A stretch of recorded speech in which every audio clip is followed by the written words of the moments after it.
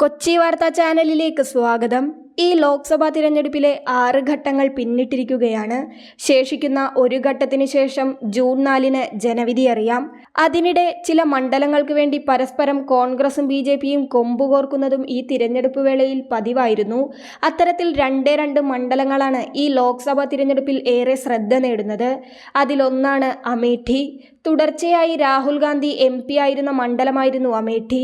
2019-ലെ ലോക്സഭാ തിരഞ്ഞെടുപ്പിൽ അപ്രതീക്ഷിതമായാണ് രാഹുൽ ഗാന്ധിയെ പരാജയപ്പെടുത്തി BJPയുടെ സ്മൃതി ഇറാനി അമേഠിയിലെ MP സ്ഥാനം ഏറ്റെടുത്തത്. ആ പരാജയം കോൺഗ്രസിന്റെ ക്ഷീണത്തിനും ആക്കം കൂട്ടി.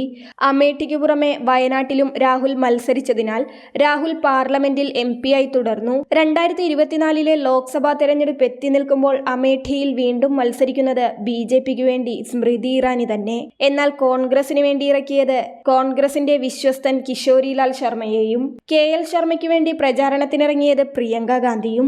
ഇത്തവണ വിജയമുറപ്പെന്ന് കോൺഗ്രസ് ഉറപ്പിച്ചു പറയുമ്പോഴും 2019-ലെ ആ പരാജയം ഇന്നും കോൺഗ്രസിനെ നടുക്കുന്നുണ്ട്. എന്നാൽ ഇത്തവണ BJPക്ക് തന്നെയാണ് മണ്ഡലമെന്ന വാദമാണ് BJP ഉയർത്തുന്നത്. രാഹുൽ ഗാന്ധിയെ തോൽപ്പിച്ച മണ്ഡലം KL ശർമ്മയെയും തോൽപ്പിക്കുമെന്നാണ് BJPയുടെയും സ്മൃതി ഇറാനിയുടെയും വാദം. ഇരുമുന്നണികളും പരസ്പരം കൊമ്പുകോർക്കുമ്പോഴും അമേഠി ആർക്കൊപ്പമെന്നറിയാൻ ആകാംക്ഷയിലാണ് ജനങ്ങളും. കോൺഗ്രസിന്റെയും BJPയുടെയും നെഞ്ചിടിപ്പിക്കുന്ന മറ്റൊരു മണ്ഡലമാണ് റായ്ബറേലി.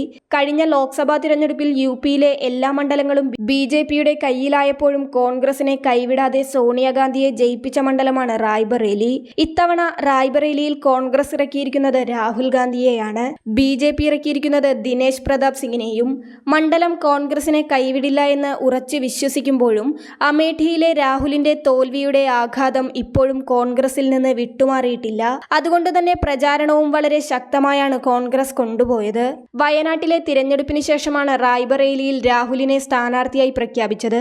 ഇത് പ്രചരണായുധമാക്കിയാണ് BJP മുന്നോട്ടു പോയതും. കഴിഞ്ഞ തവണ കൈവിട്ടുപോയ മണ്ഡലം ഇത്തവണ പിടിക്കുമെന്ന ദൃഢനിശ്ചയത്തിലാണ് BJPയും ദിനേശ് പ്രതാപ് സിംഗും. ശക്തമായ പോരാട്ടം നടക്കുന്ന റായ്ബറേലി ആർക്കൊപ്പം നിൽക്കുമെന്ന് ജൂൺ 4-ന് അറിയാം.